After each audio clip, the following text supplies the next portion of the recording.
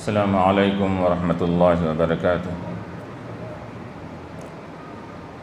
الحمد للہ رب العالمین، العاقبۃ للمتقین، والصلاة والسلام علی اشرف الانبیاء والمرسلین وعلی آلہ واصحابہ اجمعین، اما بعد فقد قال اللہ تبارک وتعالی فی القرآن المجید والفرقان الحمید، اعوذ باللہ من الشیطان الرجیم، بسم اللہ الرحمن الرحیم۔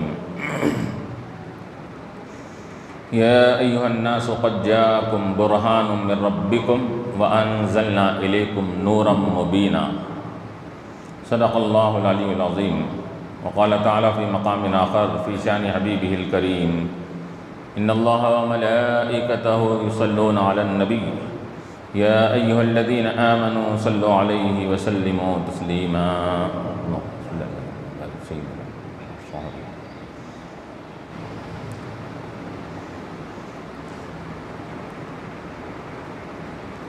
ارباب نظر کو کوئی ایسا نہ ملے گا، ارباب نظر کو کوئی ایسا نہ ملے گا، بندے تو بہت ملیں گے آقا نہ ملے گا، بندے تو بہت ملیں گے آقا نہ ملے گا۔ تاریخ اگر ڈھونڈے گی ثانی محمد، تاریخ اگر ڈھونڈے گی ثانی محمد، ثانی تو بڑی چیز ہے سایہ نہ ملے گا۔ حاضرین کرام و معزز سامعین،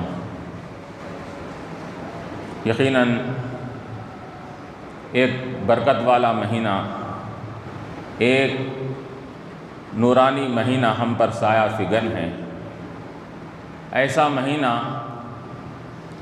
کہ جس مہینے کی وجہ سے یہ تمام کائنات کو سجایا گیا۔ یہ مہینہ نہ ہوتا، حضور کی تشریف آوری نہ ہوتی تو کائنات کا وجود نہ ہوتا، کائنات کو سجایا نہیں جاتا، کیونکہ حضور پاک علیہ السلام کی ذات بابرکت وجہ تخلیق کائنات ہے۔ تمام کائنات کو پیدا کرنے کی اصل وجہ حضور علیہ السلام کی ذات بابرکت ہے۔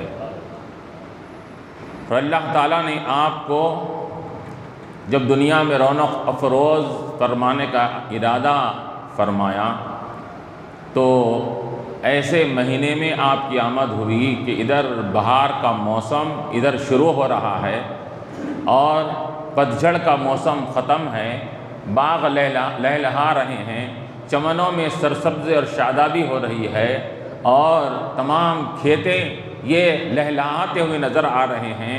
فصل بہار کا موسم تھا حضور کی آمد کے وقت میں۔ اسی وجہ سے شاعر نے کہا کہ محمد مصطفیٰ آئے بہاروں پر بہار آئی، محمد مصطفیٰ آئے بہاروں پر بہار آئی، جنت کی مٹی زمین پر خوشبو لینے بار بار آئی۔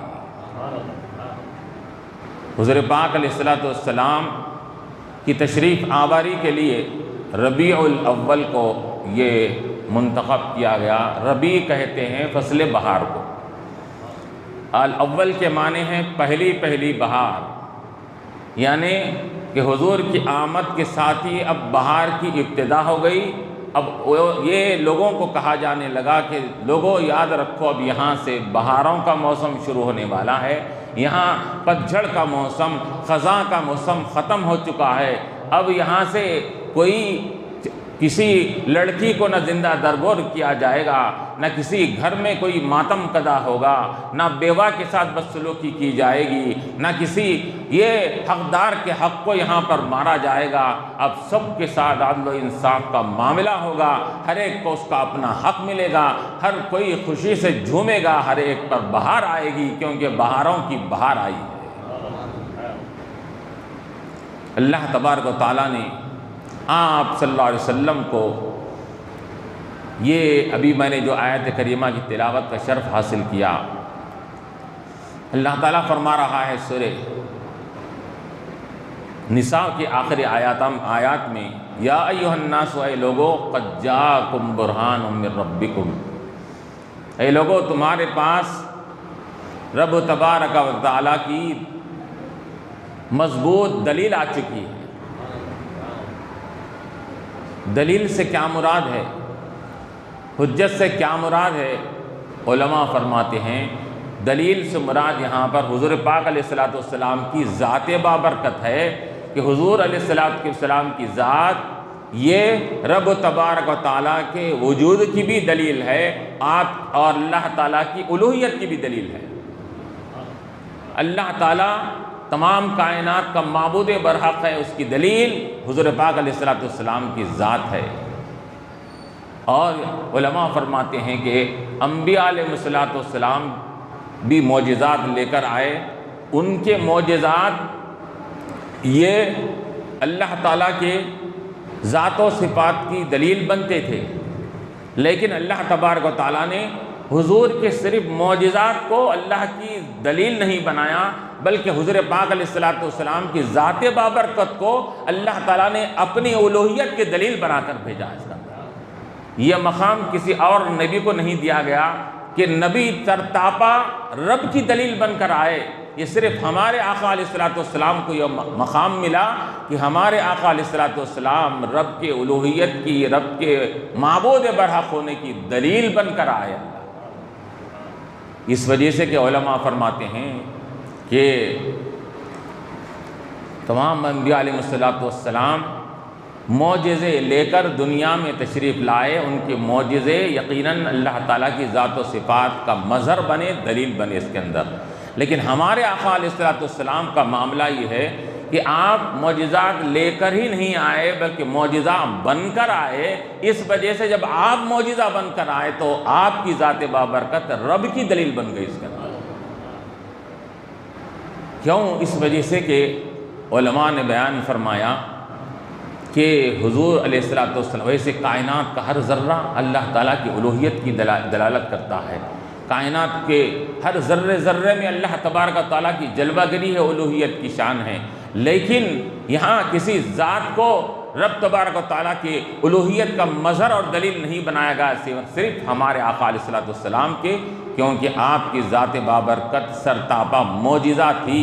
اور علماء نے فرمایا ایسے سرتاپا معجزہ ہے کہ حضرت عبداللہ ابن رواحہ فرماتے ہیں رضی اللہ عنہ صحابی رسول کہ اگر حضور پاک علیہ الصلوۃ والسلام میرے آقا کوئی اور معجزے لے کر نہیں آتے تو آپ کے رخ زیبا، آپ کا چہرہ مبارک خود ایک ایسا معجزہ تھا کہ وہ ایک معجزہ ہی کافی تھا آپ کی نبوت کے لیے اور اللہ تعالیٰ کی وحدانیت کے لیے۔ اللہ تعالیٰ نے حضور علیہ الصلوۃ والسلام کے تمام چیزوں کو، آپ کی ہر چیز کو اللہ نے معجزہ بنایا۔ آپ کی یہ آنکھ مبارک معجزہ، کان مبارک معجزہ، زبان مبارک معجزہ، دست مبارک معجزہ، انگلی مبارک معجزہ، پیر مبارک معجزہ، ہر شے معجزہ بن کر حضور علیہ الصلوۃ والسلام تشریف لائے۔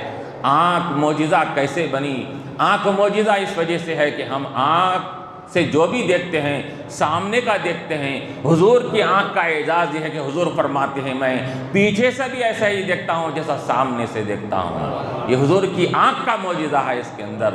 اور پھر ہم یہاں صرف سامنے کی چیزوں کو دیکھتے ہیں، یہ نظروں کے سامنے جو ہماری چیزیں پائی جاتی ہیں اس کو دیکھتے ہیں۔ حضور پاک علیہ الصلوۃ والسلام آسمان دنیا کی کائنات کی چیزوں کو بھی مشاہدہ فرماتے ہیں۔ اور آپ کی کانوں کا معجزہ کیا ہے؟ تو علماء نے فرمایا کان کا معجزہ یہ ہے کہ ہم صرف یہاں کی ظاہری ایک لمیٹڈ حد تک ہم اب آواز کو سنتے ہیں، زیادہ سے زیادہ آدھا کلومیٹر یا کی آواز کو ہم سن سکیں گے اگر کوئی درمیان میں رکاوٹ نہ ہو۔ لیکن حضور پاک علیہ الصلوۃ والسلام کا معاملہ یہ ہے کہ حضور روئے زمین پر رہ کر یہ لوح قلم پر چلنے والے قلم کی کھڑکھڑاہٹ کو سنتے ہیں۔ حضور فرماتے ہیں کہ میں لوح محفوظ پر جو یہ لوگوں کی تقدیریں لکھی جاتی ہے وہ لکھی جانے والے قلم کی کھڑکھڑاہٹ کو بھی سنتا ہوں میں۔ اور حضور یہاں بیٹھ کر تشریف رکھ کر آسمانوں پر کیا ہو رہا ہے، آسمانوں کی چرچرانے کی آواز سن رہے ہیں۔ حضور فرماتے ہیں آسمان چرچر کر رہا ہے، کیوں؟ فرشتوں کی تعداد اتنی ہے کہ وہ جس طرح ایک پلنگ پر اگر زیادہ لوگ بیٹھ جائیں تو پلنگ آوازیں کرنے لگتا ہے، آسمان بھی وہ آوازیں کرتا ہے، وہ آواز کسی کو نہیں آتی۔ ہمارے حضور علیہ الصلوۃ والسلام کے کانوں کو وہ آواز آ رہی ہے، یہ حضور کے کان کا معجزہ ہوا۔ زبان مبارک کا معجزہ حضور ہم جو کہتے ہیں زبان سے اپنی بات ہوتی ہے، اچھی بھی ہوتی ہے بری بھی ہوتی ہے بات، لیکن حضور پاک علیہ الصلوۃ والسلام سے زبان مبارک سے کوئی چیز نکلتی ہے تو وہ آپ کی نہیں ہوتی ہے، وہ بلکہ کیا ان ہوا الا وحی یوحا وما ينطق عن الهوى، زبان مبارک سے کوئی چیز نکلتی ہی نہیں بلکہ یہ رب کی طرف سے وحی ہوتی ہے، تو رب کی وحی کے الفاظ زبان مبارک سے نکلتے ہیں، ہمارے کلمات ہمارے الفاظ اپنے ہوتے ہیں، حضور کی بات رب کی ہوتی ہے۔ یہ رب کی حضور علیہ الصلوۃ والسلام کی زبان کا معجزہ ہے۔ اور یہی اسی طرح ہاتھ، ہمارا ہاتھ یہ ہم جو کام کرتا ہے وہ اپنا کام کرتا ہے اس کے اندر، لیکن حضور پاک علیہ الصلوۃ والسلام جب ہاتھ سے کوئی کام فرماتے ہیں، ہاتھ سے کوئی چیز کرتے ہیں تو اللہ تعالیٰ فرماتا ہے وَمَا رَمَيْتَ إِذْ رَمَيْتَ وَلَٰكِنَّ اللَّهَ رَمَىٰ، حبیب آپ جو کنکریاں پھینک کر کفار کی طرف مارے ہیں، ہاتھ تو آپ کا تھا، آپ نہیں مارے ہم مارے ہیں، ہاتھ آپ کا تھا پھینکنا ہمارا تھا۔ وَمَا رَمَيْتَ إِذْ رَمَيْتَ وَلَٰكِنَّ اللَّهَ رَمَىٰ۔ اور پھر اسی طرح حضور پاک علیہ الصلوۃ والسلام کی انگلی مبارک بھی معجزہ ہے۔ انگلی سے ہم کیا کر سکتے ہیں؟ بس ایک جو چیزیں ایک لمیٹڈ حد میں جو تمام چیزیں ہیں وہ کر سکتے ہیں، لیکن حضور پاک علیہ الصلوۃ والسلام کا معاملہ یہ ہوا کہ حضرت موسیٰ علیہ السلام نے پتھر پر عصا مارا تو چشمے نکل گئے۔ پتھر سے پانی نکلنا یہ کوئی بعید بات نہیں ہے، پتھر سے بھی پانی نکلتے ہیں، پہاڑوں سے پانی نکلتے ہیں، مشاہدہ ہے ہم دیکھ رہے ہیں۔ پتھر سے پانی کا نکالنا یہ کوئی زیادہ خرق عادت کہ زیادہ یہ خلاف عقل نہیں ہے، یہ مشاہدہ ہے، لیکن حضور پاک علیہ الصلوۃ والسلام کے انگلی مبارک سے پانی کے چشمے نکل گئے تو یہ سب سے بڑا معجزہ ہوا۔ ایک جنگ کے موقع پر صحابہ کرام نے عرض کیا یا رسول اللہ صلی اللہ علیہ وسلم پانی ختم ہو گیا ہے، لوگوں کو پینے کے لیے پانی نہیں ہے، استعمال کے لیے پانی نہیں ہے، تو حضور پاک علیہ الصلوۃ والسلام نے فرمایا لاؤ برتن لاؤ۔ برتن جب لایا گیا وہ برتن کے اندر حضور پاک علیہ الصلوۃ والسلام نے اپنے انگلی مبارک کو رکھ دیے۔ انگلی مبارک کو رکھنا تھا، راوی کہتے ہیں ہر انگلی سے ایک چشمے کی طرح پانی بہنے لگا۔ پھر سب لوگ وہ چشمے سے نکلنے والے پانی، انگلی مبارک سے پانی نکلنے والے پانی سے سب لوگ فیض یاب ہوئے، وضو کرے، غسل کرنا تھا غسل کیے، برتنوں میں پانی بھر لیے۔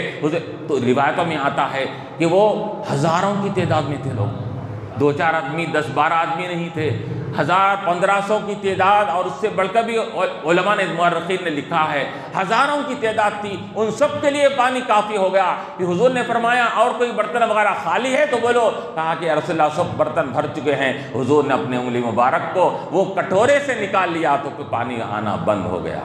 حضور کی انگلی مبارک کا یہ معجزہ ہے۔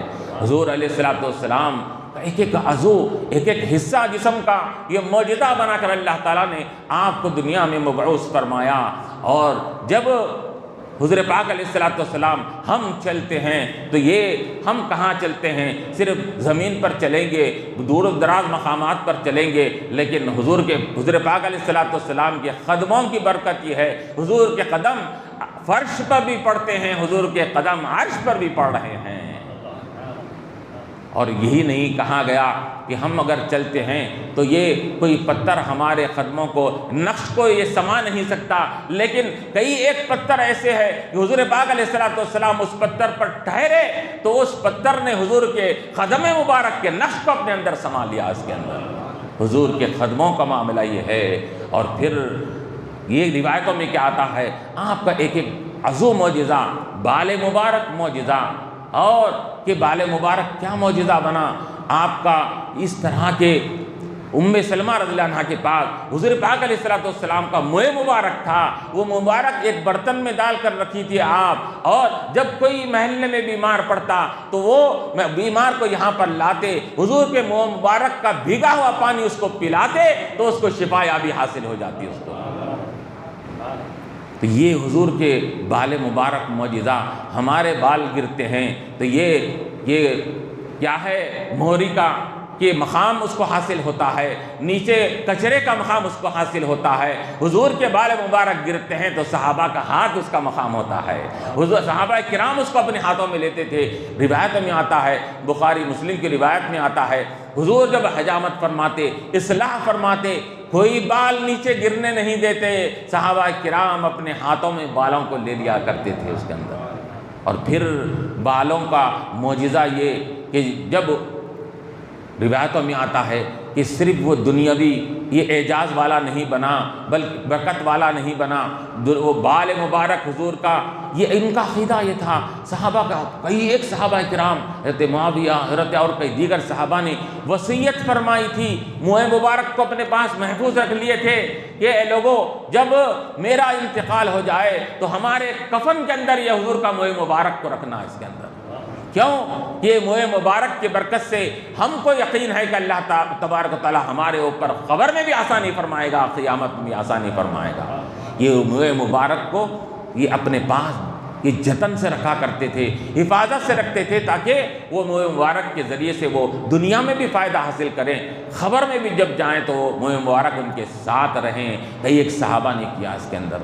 اسی طرح آپ کا حضور پاک علیہ السلام کا لعاب مبارک معجزہ، تھوک مبارک معجزہ کہ ہم تھوکتے ہیں تو یہ کیا ہوتا ہے؟ موری میں جاتا ہے، کچرے کی زینت بنتا ہے۔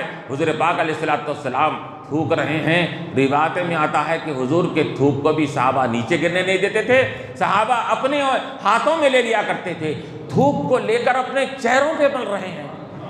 اب بتائیے کہ یہ دیوانگی کا عالم ایک دیکھنے والا سمجھتا ہے، اور یہ دیوانگی ہی یہ محبت کی اور عشق و محبت کی پہلا زینہ اور سڑی ہوتی ہے۔ انسان جب محبت میں یہ اب عقل کو کھو دیتا ہے تو اپنے عشق و محبت کا اعلیٰ مقام پا لیتا ہے اس کے اندر۔ صحابہ کرام ایسا کرتے تھے۔ اور پھر یہی نہیں، روایتوں میں کیا آتا ہے کہ صحابہ کرام شکایت کرتے یا رسول اللہ یہ کنویں کا پانی بہت کھارا ہے۔ حضور پاک علیہ السلام اپنے لعاب مبارک کو، تھوک مبارک کو کیا کرتے؟ اس کنویں کے اندر ڈال دیتے۔ تو راوی کہتے ہیں جیسا ہی حضور پاک علیہ السلام لعاب مبارک کو کنویں میں ڈالتے وہ کھارا پانی میٹھا ہو جاتا تھا۔ کھارے کو میٹھا بنانا اور پھر وہ پانی کے اندر برکتوں کا آ جانا، یہی نہیں بلکہ وہ لعاب مبارک یہ تھوک مبارک یہ کیا ہوتا تھا؟ زخموں سے، بیماریوں سے نجات کا ذریعہ بھی بنتا تھا۔ یہ حضرت علی رضی اللہ تعالیٰ عنہ کو ایک جنگ کے موقع پر آشوب چشم ہو گیا، آنکھ کی کیا ہو گئی؟ آنکھ کے اندر تھوڑا سا کیا کہتے ہیں ہم؟ آشوب چشم کہتے ہیں۔ آنکھ کے اندر درد ہونے لگا، حضور پاک علیہ السلام نے ان کو قریب بلا کر اپنا لعاب مبارک ان کی آنکھ کو لگایا تو راوی کہتے ہیں کہ فوراً ان کی آنکھ جبھی فوراً شفا یاب ہو گئی اس کے اندر۔ ایک صحابی نے تو یہاں تک آ کے جنگ کے موقع پر شکایت کیا، آنکھ ان کی باہر نکل گئی، آنکھ کا ڈلہ باہر نکل گیا ایک صحابی کا جنگ کے موقع پر۔ اب وہ کہاں پر آ رہے ہیں؟ ہر ایک کا منبع، ہر ایک کا ماوا، ہر ایک کا ملجا، ہر ایک کی پناہ گاہ حضور پاک علیہ السلام کی ذات تھی۔ وہاں کبھی کسی نے کبھی یہ نہیں سوچے کہ ہم کو یہ زخم ہو گیا، یہ خون نکل رہا ہے، اس کے لیے کسی ڈاکٹر کا نہیں جانا چاہیے، طبیب کا نہیں جانا چاہیے۔ وہ لوگ کہتے کہ طبیب بھی ہمارے آقا ہے، ڈاکٹر بھی ہمارے آقا ہے، دنیاوی امراض بھی ہمارے آقا کر سکتے ہیں، اخروی امراض بھی ہمارے آقا کر سکتے ہیں۔ وہ آنکھ کا ڈلہ ہاتھ میں لے کر وہ تشریف وہ حضور پاک علیہ السلام کی خدمت میں حاضر ہوتے ہیں۔ حضور پاک علیہ السلام لعاب مبارک کو وہ آنکھ کو لگا کر وہ آنکھ کے ڈلے کو آنکھ میں بٹھا دیتے ہیں تو راوی کہتے ہیں ایسا فٹ ہو جاتا ہے جیسا کہ کچھ آنکھ کو ہوا یا نہیں ہوا اس کے اندر۔ لعاب مبارک لگنے کے ساتھ ہی وہ آنکھ کا جو باہر نکل گیا تھا ڈلہ وہ صحیح ہو جاتا ہے۔ یہ حضور پاک علیہ السلام کی یہ لعاب مبارک کی برکت ہے اس کے اندر۔ اسی طرح بے شمار حضور پاک علیہ السلام کے سینے کو اللہ تعالیٰ نے کیا فرمایا کہ آپ کے سینے کو یا آپ کے قلب مبارک کو اللہ تبارک تعالیٰ نے فرمایا کہ آپ کے قلب اطہر کو ہم نے اللہ تبارک و تعالیٰ نے یہ زمزم سے دھویا گیا اور اس کے اندر نورانی پانی سے دھو کر اللہ تعالیٰ نے اپنے تمام حکمت اور اپنے تمام یہ حکمت والی چیزوں کو اس کے اندر بھر دیا گیا۔ تو اللہ تعالیٰ نے قرآن میں فرمایا کہ الم نشرح لک صدرک، کہ حبیب ہم نے آپ کے سینے کو نہیں کھولا، آپ کے سینے کے اندر حکمت کو ہم نے آپ کے سینے کے اندر بھر دیا ہے، اس کے اندر اب جو بھی آپ کے سینے سے نکلے گا وہ حکمت کی باتیں نکلیں گی اس کے اندر۔ ایک ایک عضو کو یہ اللہ تعالیٰ نے معجزہ بنا کر بھیجایا۔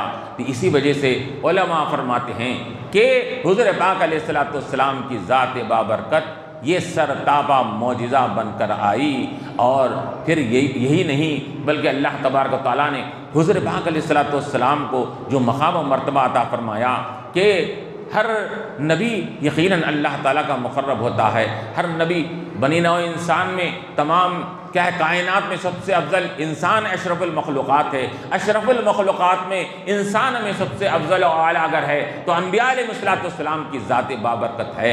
انبیاء علیہ السلام اللہ کے وہ مقرب بندوں کو کہتے ہیں جس سے اللہ تبارک و تعالیٰ راضی ہوتا ہے، اور جو گناہوں سے بالکل معصوم اور محفوظ ہوتے ہیں وہ انبیاء علیہ السلام جو مقربان بارگاہ الہی ہوتے ہیں کہ اللہ تعالیٰ نے تمام بنی نوع انسان میں انبیاء علیہ السلام کو مقرب بنایا۔ یقیناً انبیاء علیہ السلام کو مقرب بنایا لیکن حضور پاک علیہ السلام کا معاملہ جب آیا تو اللہ تبارک و تعالیٰ نے مقرب کئی ہوتے ہیں، قریبی رہنے والوں میں کئی لوگ ہوتے ہیں اس کے اندر۔ اللہ تبارک و تعالیٰ نے حضور کو صرف مقرب ہی نہیں بنایا، محبوب بنایا، اور محبوب ایک ہوتا ہے، مقرب کئی ہوتے ہیں اس کے اندر۔ ہمارے آقا علیہ السلام کو اللہ تعالیٰ نے اپنا محبوب بنایا۔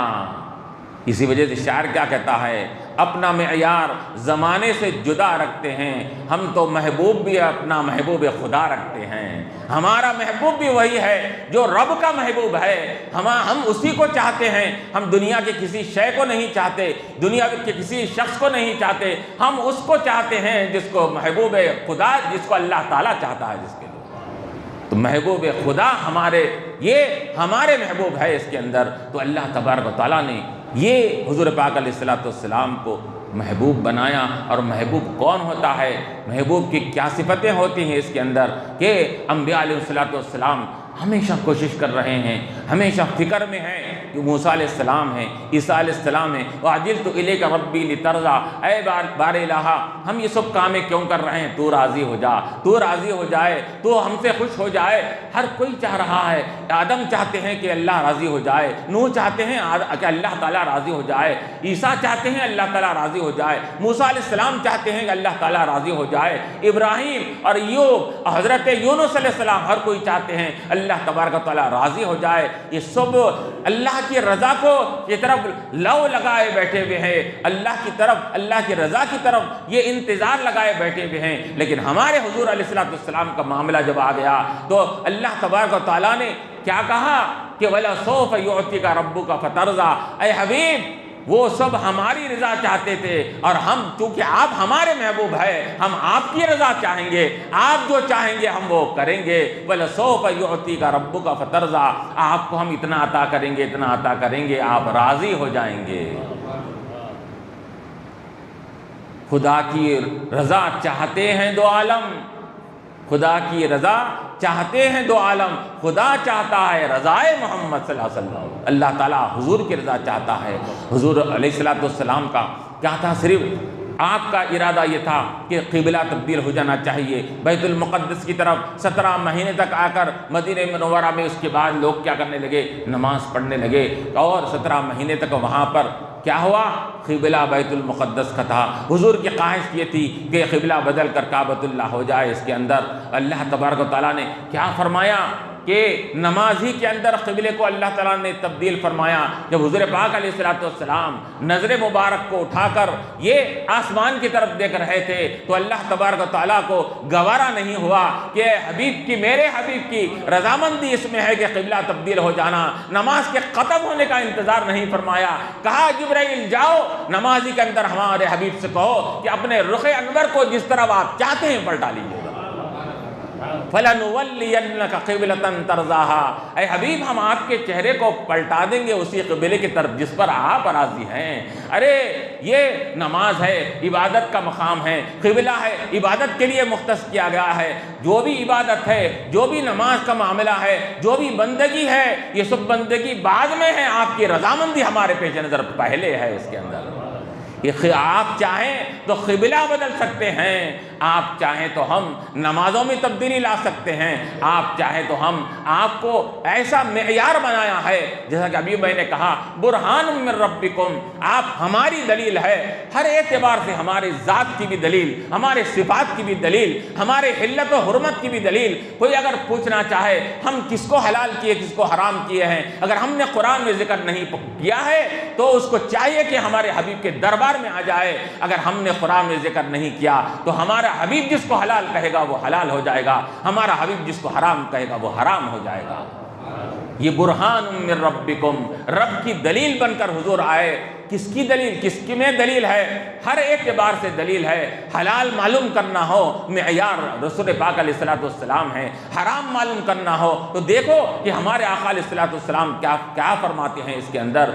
اور کسی بھی چیز کے تعلق سے یہ فرائض واجبات یہ کیا کیا چیزیں ہیں، تمام چیزیں اللہ تعالیٰ نے نماز کا صرف حکم فرمایا، لیکن نماز کو پڑھنا کیسا چاہیے اس کا ذکر قرآن میں نہیں فرمایا۔ اور فرمایا کیا فرمایا کہ تم کو اگر طریقہ سیکھنا ہے تو ہمارے حبیب کی بارگاہ میں آ جاؤ، ہمارا حبیب جیسا طریقہ بیان کرتے ہیں اس طریقے کے مطابق نماز پڑھو۔ تو حضور نے کیا فرمایا کہ اللہ کا حکم نماز پڑھنا ہے، قرآن کا حکم نماز پڑھنا ہے۔ اقیم الصلاۃ کہہ کر اللہ تعالیٰ نے صرف اتنا کہہ دیا نماز کو قائم کرو، نماز کو پابندی سے ادا کرو۔ اب نماز فجر کے کتنے رکعت ہے، ظہر کے کتنے رکعت ہے، عصر کے کتنے رکعت ہے، مغرب و عشاء کے کتنے رکعت ہے، فرض کتنے ہیں، سنت و واجب کتنے ہیں، یہ قرآن میں ذکر نہیں آیا۔ تو اللہ کے حبیب علیہ الصلوۃ والسلام کی احادیث سے ہم کو اشارہ مل رہا ہے کہ فرض میں 2 پڑھو۔ حضور نے فرمایا کہ فرض میں فجر کی نماز میں 2 فرض ہے تو اللہ نے اس کو فرض فرما دیا۔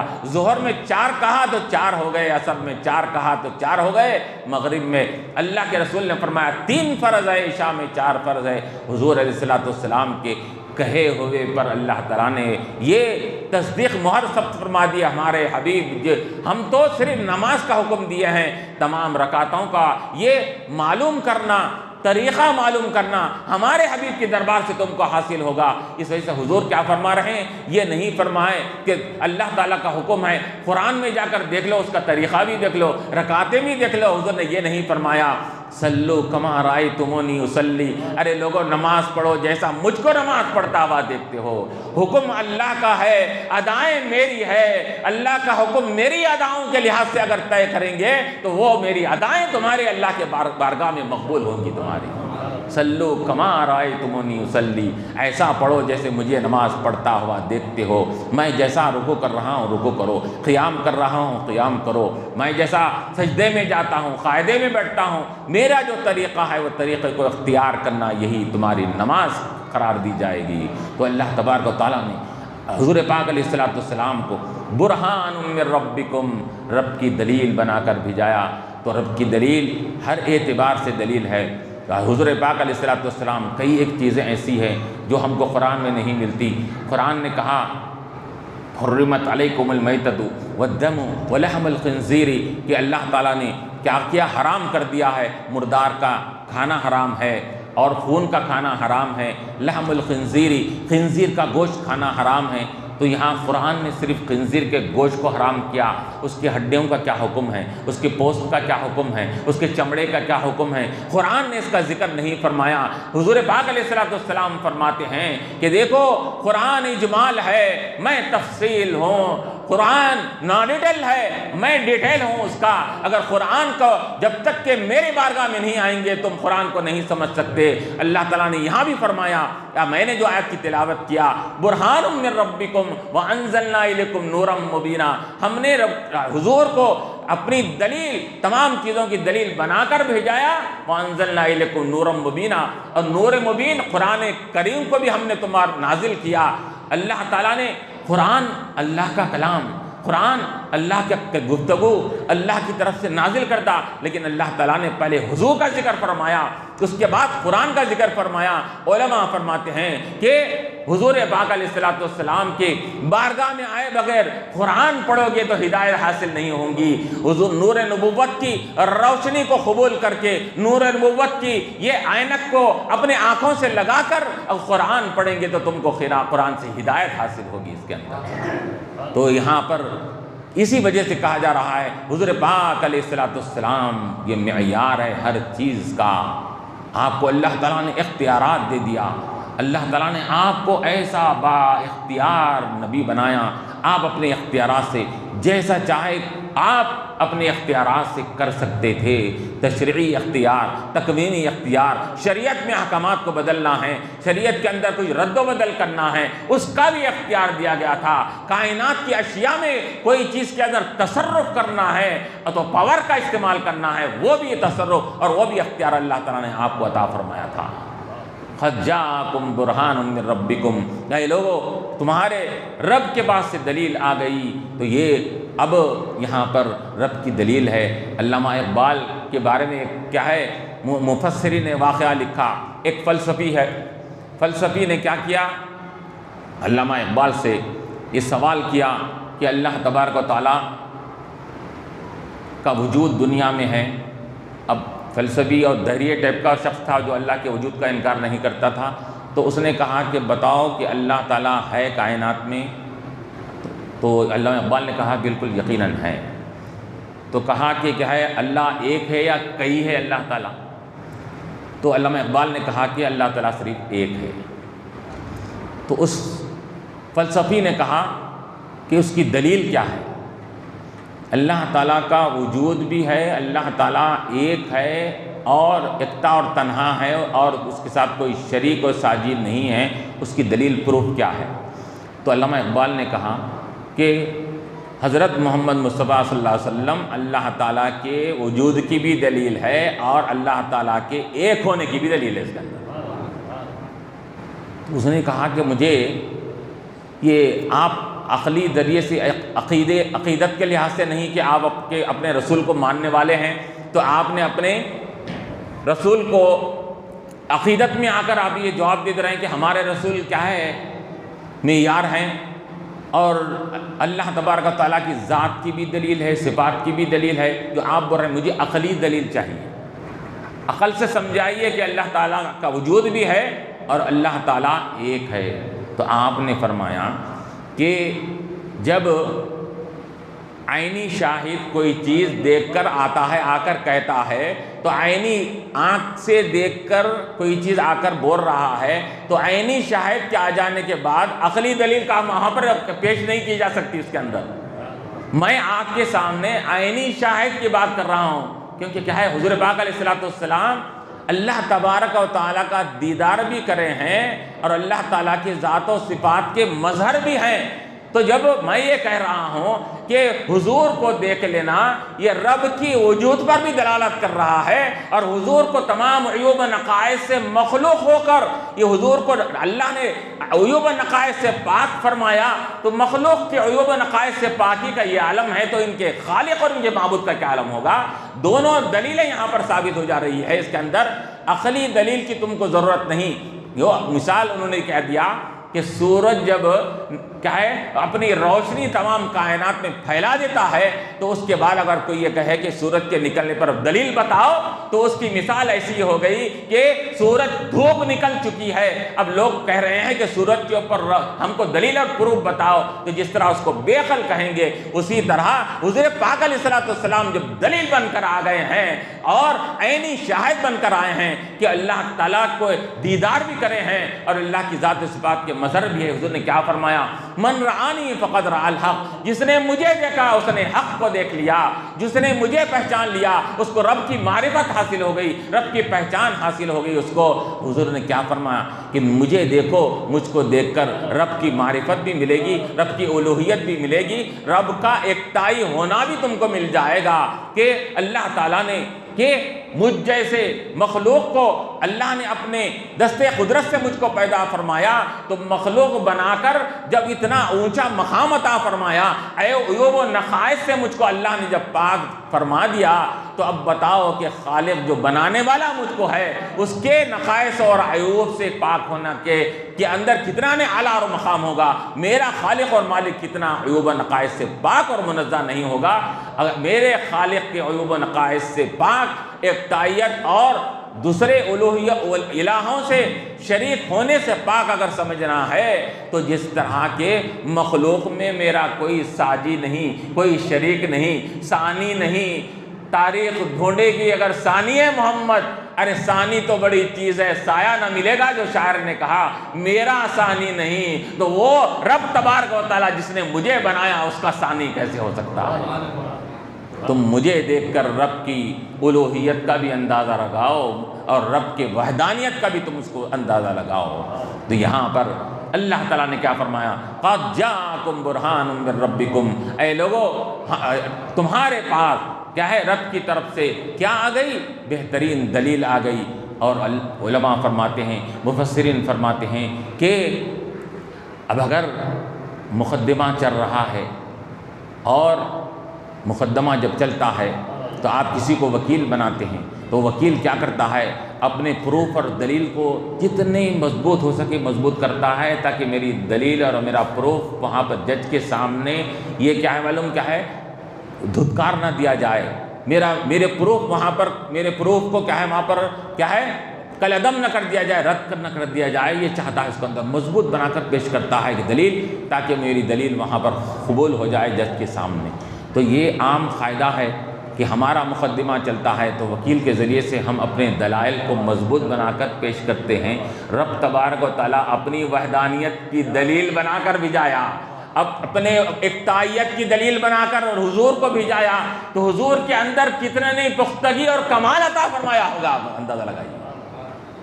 دلیل کو ہم پختہ بناتے ہیں، اللہ نے اپنی دلیل محمد صلی اللہ علیہ وسلم کو بنایا، تو اندازہ لگائیے کہ حضور کو کتنے کمالات کا جامع بنایا اور کتنے عیوب و نقائص سے منزہ بنایا ہوگا، تب کہیں جا کر یہ مضبوط اور کامل دلیل بنی۔ تو اللہ فرما رہا ہے یا ایھا الناس قد جاءکم، اے لوگو آیا تمہارے پاس آ چکی ایک برہان من ربکم، تمہارے پاس سے پرواز ایک رب کی طرف سے دلیل آ گئی۔ علماء نے یہ بھی فرمایا، یہاں اللہ تعالیٰ نے جاءکم فرمایا، آیات آئی تمہارے پاس سے دلیل، تو یہاں جا کا لفظ فرمایا گیا۔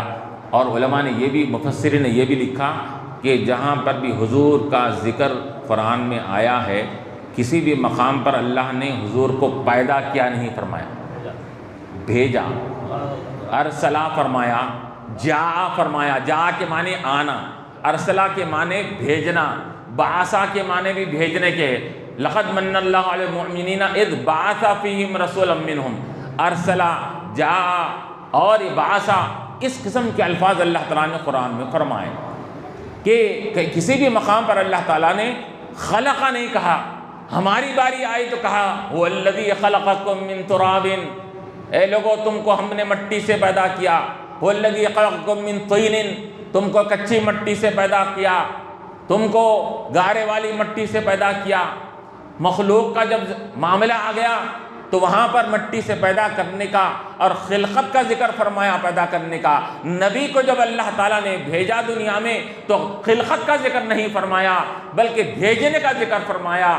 کیا ارسلہ کہا، بعثہ کہا، یا اس آیت میں کیا کہا؟ جا فرمایا، آیا تمہارے پاس رسول۔ تو معلوم نہیں ہوا، اس وجہ سے علماء فرماتے ہیں کہ خلقت کسی کی ہوتی ہے تو جو مخلوق بن کر دنیا میں پیدا ہوتا ہے تو وہ دنیا میں کورا پیدا ہوتا ہے، کیا ہے؟ علم سے کورا ہوتا ہے، صلاحیتوں سے کورا ہوتا ہے، اخلاق سے کورا ہوتا ہے، اور عادت اور کیا ہے بلند صفات سے کورا ہوتا ہے۔ آہستہ آہستہ پیدا ہونے کے بعد اس کے اندر اخلاق بھی آتے ہیں، کردار بھی آتا ہے، عمدہ صفات بھی آتے ہیں، یہ تمام چیزیں بعد میں آتی ہیں اس کے بعد۔ لیکن یہاں پر اللہ تعالیٰ نے خلقہ نہیں فرمایا، اس کی دلیل یہ ہے کہ حضور پاک علیہ السلام دنیا میں باوجود یہ کہ بی بی آمنہ کے بطن مبارک سے پیدا ہوئے لیکن عام لوگوں کی طرح کورے نہیں پیدا ہوئے، بلکہ اللہ تعالیٰ نے آپ کو تمام علوم و فنون اور آپ کی تمام سیرت کو سے آپ کو مزین فرما کر دنیا میں مبعوث فرمایا۔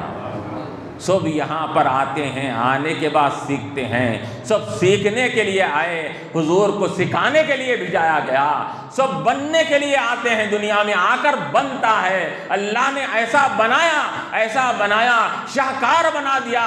کائنات میں سب سے بہترین شاہکار اگر کوئی ہے تو اللہ نے فرمایا کہ میرے شاہکار کو دیکھنا ہے تو محمد صلی اللہ علیہ وسلم کو دیکھو، کہ سب سے بہترین میری خلقت کا نمونہ اگر تم دیکھتے ہو تو حضور صلی اللہ علیہ وسلم کو دیکھو۔ اس شاہکار کو اللہ تعالیٰ نے کیسے کمالات سے نوازا ہوں گا، کیسے علوم و فنون سے نوازا ہوں گا۔ اس وجہ سے حضور نے بھی کبھی یہ نہیں فرمایا کہ میں سیکھنے کے لیے آیا، بعثت معلما، میں معلم بنا کر بھیجا گیا ہوں، میرا کام سیکھنا نہیں ہے، رب نے سب کچھ سکھا دیا، اب میرا کام سکھانا ہے، میں معلم بنا کر بھیجا گیا ہوں، سکھانے والا بنا کر بھیجا گیا ہوں۔ تو اس وجہ سے علماء فرماتے ہیں کہ اللہ تبارک و تعالیٰ نے حضور کو وہ بلند و بالا مقام عطا فرمایا کہ آپ کو تمام کمالات سے، تمام خوبیوں سے، تمام اچھائیوں سے، تمام فضائل سے، کمالات سے یہ پورا پہلے ہی تیار فرما کر اللہ تعالیٰ نے آپ کو دنیا میں مبعوث فرمایا۔ ہماری سیرت، ہماری سوانح حیات، ہمارے مرنے کے بعد اگر نامی کامی آدمی ہوتا ہے تو سوانح حیات بعد میں تیار ہوتی ہے۔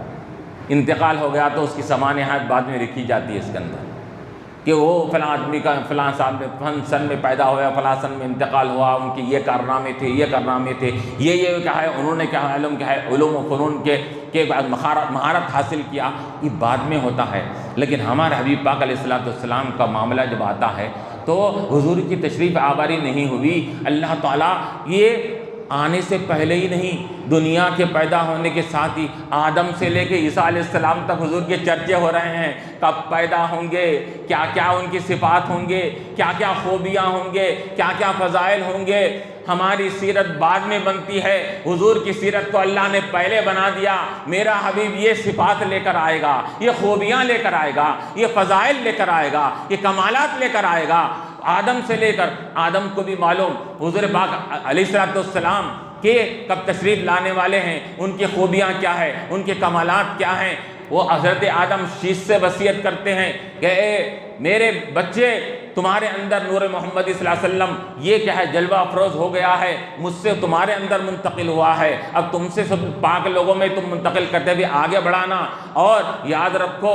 تو انہوں نے شیش علیہ السلام نے پوچھا کہ اے بابا جان کیا وجہ ہے، اتنا اہتمام کے ساتھ آپ کیوں فرما رہے ہیں؟ تو آدم علیہ السلام نے کیا کہا کہ اے بابا، یہ عام مخلوق نہیں ہے، یہ محبوب خدا ہے، یہ وجہ تخلیق کائنات ہے، ان کی وجہ سے کائنات بنائی گئی ہے، ان کی وجہ سے یہ تمام عالم کا یہ استادہ کھڑا ہوا ہے، یہ افلاق اپنے مقام پر ٹھہرے ہوئے ہیں، ان کا طفیل ہے، یہ دنیا قائم ہے، ان کا طفیل ہے، دنیا کا وجود ہوگا ان کے طفیل سے۔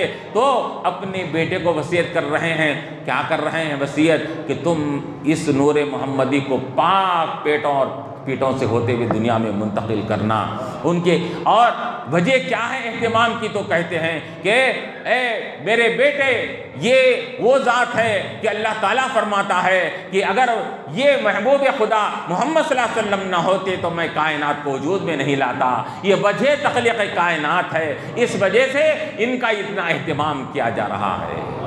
تو یہ اللہ تبارک و تعالیٰ نے حضور پاک علیہ السلام کو ان تمام کمالات اور تمام فضائل، تمام خوبیوں کو جامع بنا کر دنیا میں مبعوث فرمایا۔ اور یاد رکھیے کہ ہم خصوصاً میلاد کا مہینہ جب آتا ہے تو حضور کے یہ فضائل اور حضور کے مناقب بیان کرتے ہیں، کثرت سے بیان کیے جاتے ہیں، ولادت کے تذکرے بھی ہوتے ہیں، حضور کے کمالات اور فضائل کے تذکرے ہوتے ہیں کہ اللہ نے حضور کو کیا مقام و مرتبہ عطا فرمایا۔ تو علماء کیا فرماتے ہیں؟ علماء فرماتے ہیں کہ حضور کے فضائل بیان کرنے سے حضور کی تعظیم، حضور کی بڑائی دل میں پیدا ہوتی ہے۔ تعظیم رسول جب دل میں پیدا ہوگی، تعظیم سے ادب پیدا ہوگا، اور ادب وہ چیز ہے جو انسان کے ایمان کو سلامت رکھنے والی ہے۔ ادب جب تک باقی رہے گا، ادب باقی رہے گا تو تعظیم بھی کرے گا، ادب باقی رہے گا تو فضائل کو بھی وہ سنے گا اس کے اندر۔ اگر ادب چلا جائے تو اگر ادب چلے جائے گا تو حضور کی تعظیم بھی دل سے نکل جائے گی، حضور کے فضائل کو سننا اس کے اوپر بار معلوم ہو جائے گا۔ اس وجہ سے علماء فرماتے ہیں اس مہینے میں حضور کے کمالات اور فضائل کو خوب کھول کر بیان کرو، تاکہ حضور کی عظمت لوگوں کے دلوں میں بیٹھ جائے، جب لوگوں کی دلوں میں عظمت بیٹھے گی تو پھر ادب آ جائے گا، ادب آ جائے گا تو ان کا ایمان محفوظ ہو جائے گا۔ وآخر دعوانا الحمد للہ رب العالمین۔ ربنا ظلمنا